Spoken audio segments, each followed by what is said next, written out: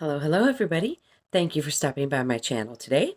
So today I'm going over a topic that is a part of my do's and don'ts series, and it's one that I feel that I'm kind of an expert at, and it is going to be the do's and don'ts of at-home hair coloring. Yes. For those of you that have seen some of my other videos, you'll notice that my hair color changes quite frequently. So I figured that I would just go over a few of the tips and tricks that I utilize when I'm doing my at-home hair coloring. So let's get right into this, shall we? Welcome to Kat's Crazy Corner.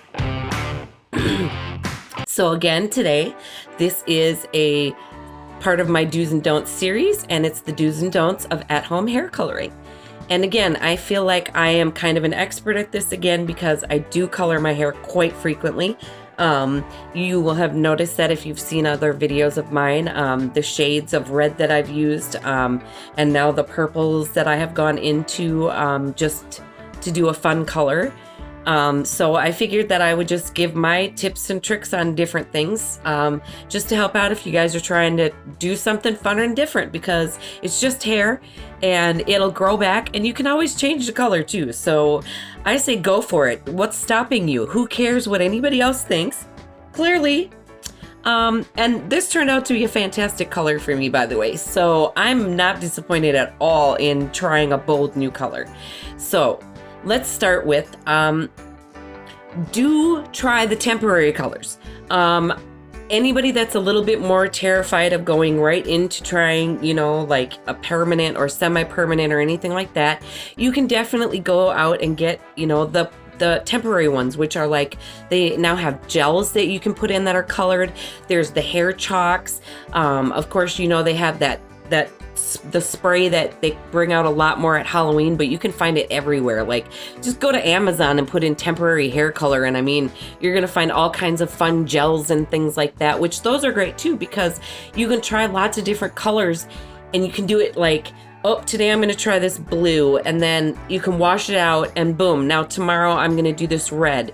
So that's one option that I say do absolutely try, using the temporary hair colors like that before you go into something else.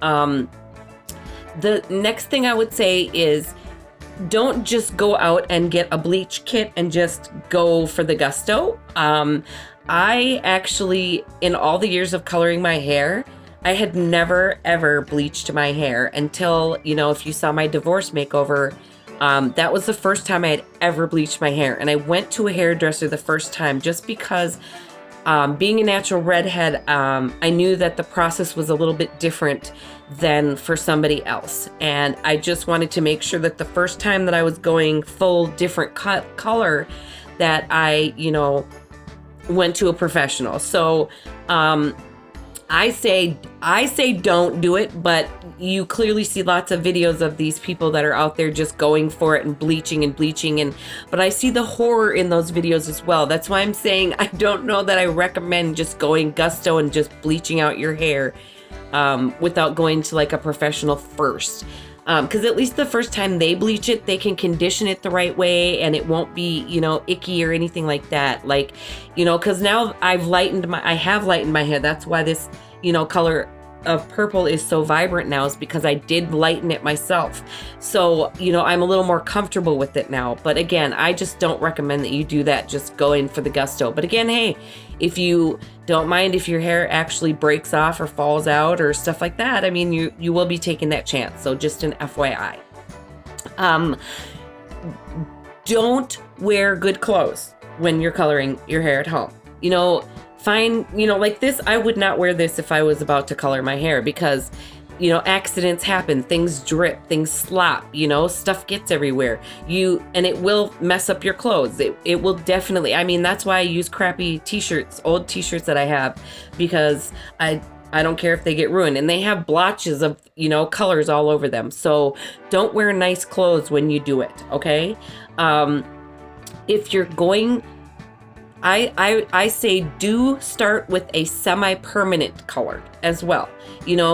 If you don't really want to just do the the temporary ones, you kind of want to go for something a little bit more than that, then do buy the semi-permanent. Actually, that's what this is actually in my hair. And the reason I switched to semi-permanent is because for me, since I do color my hair so often, because I cut my hair so often, it just didn't make sense for me to be putting a permanent color in my hair when I could be using something that's less harsh, because semi-permanents are less harsh for your hair. That's the other thing. So take that into consideration too. If you're going to be like me and color your hair a lot, semi-permanent's the way to go, because it will be less harsh on your hair. My hair is soft, like it's fantastic, like it's not falling out, I'm not having bald spots, like, so I highly recommend do go out and buy semi-permanent. There's lots of color choices too that you can choose from too, so go for it, you know. Don't use one of those silly hair color apps like that you can download and like it'll put your face in, and they're just awful. They're awful. I have done them myself. They're so glitchy, and it just, some of them it doesn't let you use, like it doesn't line up with your actual hair and stuff. Like it's just, they're just not very good. So don't use one of those if you're trying to see, oh, let me see if I'd look like this. Don't do that. Just go and get the temporary shit and just do it, or just get the semi-permanent and do it, but don't use one of those. It's a waste of time. And I would say do wear, you know, gloves. I put a towel around me as well. I use Vaseline around my hairline, around my ears, around my neckline, especially with vibrant colors like this, because it will stain your skin. It absolutely will. And they do have like these wipes that you can get that wipe. They do work really great, but they're very, very expensive. They're not cheap, and they're like this freaking big. Like each wipe is like this freaking big. So like if you get it all over like I did when I used a particular, I'm not going to say the brand, but Jesus Lord, it was awful. It was a vibrant raspberry color, and I mean, we had to wash the sink like 5 times because of its color. So do put Vaseline around your hairline and things, or something that, you know, a conditioner, something that will keep it off of your skin. And if you do get it on your skin, try and get it off as quickly as possible. Don't wait until you're rinsing off your hair. Try and wipe it off if you can, because otherwise you still can have some splotches and stuff. And I've had like redness like all in here and like the base of my neck, like, because that stuff was awful. It was just awful. Do your research as well. Look at reviews. You know, ask friends for recommendations. Like, I've tried all kinds of brands, and I will say this, the more inexpensive they are, the stinkier they are. They will smell really bad, and they do burn a little bit more than the more expensive ones. So keep that in mind as well. You know, don't just go and buy whatever, but just be prepared. If you buy it from the dollar store, it's going to smell really terrible, and it's going to burn your scalp. Okay? I mean, it's the dollar store. It's not some high-tech stuff. The more expensive stuff, if you can't afford it, I mean, I get it. That's why I've said I've bought the stuff that's on the cheap end. I've never bought a color from the dollar store though, and I would not recommend that either. I'm just saying, like, I just don't trust that. I get if you're poor, but if you're that poor, then you probably shouldn't be trying to color your hair, okay? Save that money for some bread and some milk or something, honey, okay? Anyway, but buy the one that you want, you know, find the color that you want, try different kinds, you know, use a hemp one, because hemps are way more natural too. They're not as harsh on your hair.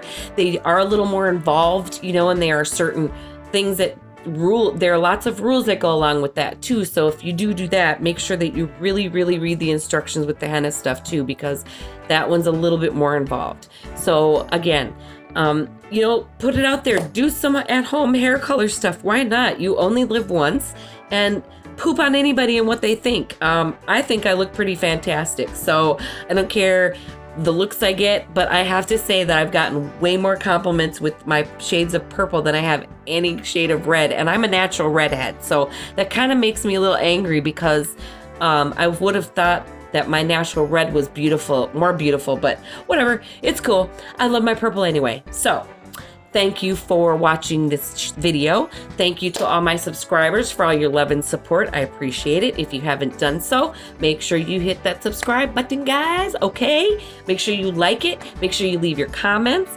Tell me topics you'd like me to cover, or just tell me how I'm doing. And make sure you share so that people can come join Kat's Crazy Corners party. All right, guys.